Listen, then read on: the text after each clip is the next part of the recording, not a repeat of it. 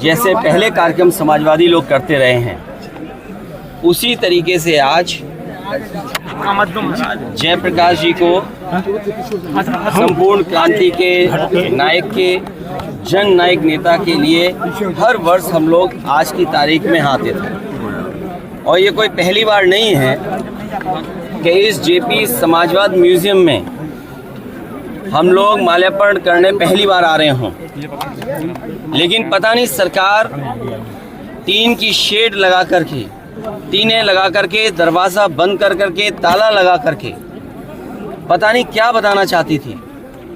ये वही जेपी है जिन्होंने परिस्थितियों में उस समय पर चरम सीमा पर महंगाई थी, चरम सीमा पर बेरोजगारी थी, चरम सीमा पर भ्रष्टाचार था, और न जाने कितना उनके साथ देश के समाजवादी नेताओं को जेल जाना पड़ा, इमरजेंसी लगी। और जिस समय वो पीजीआई अस्पताल में थे, उस समय जो उन्होंने जेल डायरी लिखी, उसमें लिखा कि मैं कैसे सोच सकता हूँ एक लोकतांत्रिक देश में इमरजेंसी लग जाएगी। उसमें न जाने कितने लोगों को जेल भेजा गया, कई लोग कई वर्षों रहे और उस पीड़ा को, उस तकलीफ और परेशानी को जीवन भर नहीं भूल पाए। लेकिन जो नारा दिया था संपूर्ण क्रांति का, जो जगाने का काम किया था, उसमें परिवर्तन लाने का काम हुआ और किया जनता ने। जनता की शक्ति के सामने सरकार की शक्ति का कुछ असर नहीं है। मुझे दुख इस बात का है कि पुलिस लगा करके यहाँ रोक रहे हैं, अधिकारी इस बात के लिए तैयार नहीं है कि किससे पूछें। तो कम से कम ये देश की और प्रदेश की जनता जाने और लोग जाने आखिरकार कौन रोक रहा है, कौन रोक रहा था। इसलिए मजबूरी में जिस तरीके से हर बार माल्यार्पण करने हम समाजवादी लोग आते थे, मुझे याद है जब उद्घाटन हुआ था, नेताजी यहाँ आए थे, नेताजी से मैंने उद्घाटन करवाया था। एकमात्र देश में समाजवादी नेता के लिए एक ऐसा म्यूजियम बना जिसमें उसके जीवन के बारे में लोग प्रेरणा ले सकते हैं। जो आंदोलन उन्होंने चलाए थाली बजा करके, वो उससे प्रेरणा ले सकते हैं कि सरकार के खिलाफ और लोकतंत्र में कैसे आवाज़ उठाई जा सकती है। आप आवाज़ दबाने का काम कर रहे हैं उन समाजवादियों को, उन आने वाली पीढ़ी को जो देश के लिए कुछ करना चाहते हैं, सपना देखा है उन्होंने।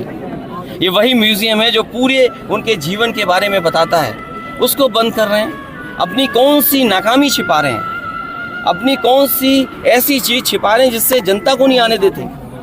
न केवल ये म्यूजियम जो पीछे बड़ी इमारत है, बड़ी बिल्डिंग है, जो कभी नेताजी ने, जॉर्ज फर्नांडिस ने और उस समय के समाजवादी लोगों ने इसका शिलान्यास किया था। एक सरकार आई जिसने काम नहीं होने दिया, उसके बाद समाजवादी सरकार ने, पिछली सरकार ने इसको शुरू किया।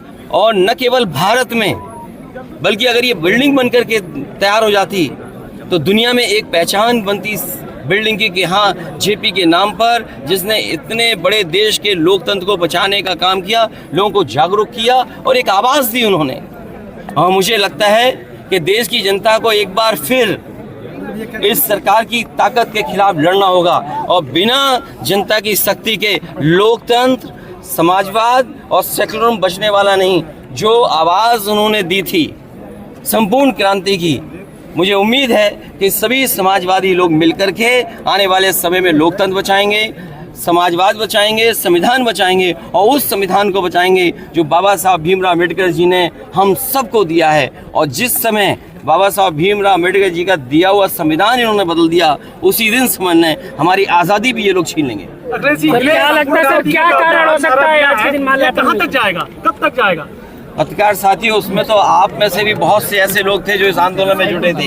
ये 24 तक जाएगा और 27 तक परिवर्तन करेगा। और एक लंबी लड़ाई में शुरुआत कहीं तो होगी, एक लंबी लड़ाई में जो 140 करोड़ का देश है, एक लंबी लड़ाई है। अगर हम दुनिया के पैमाने पे देखें, हमारी शिक्षा कहाँ है, हमारे यहाँ आपके स्वास्थ्य सेवाएं कहाँ हैं, बेरोजगारी चरम सीमा पर। तो ये इतने बड़े देश के लिए अगर आज सोचेंगे तो मैं समझता हूँ, अगर सपना देखेंगे सब लोग तो पूरा एक दिन ज़रूर होगा।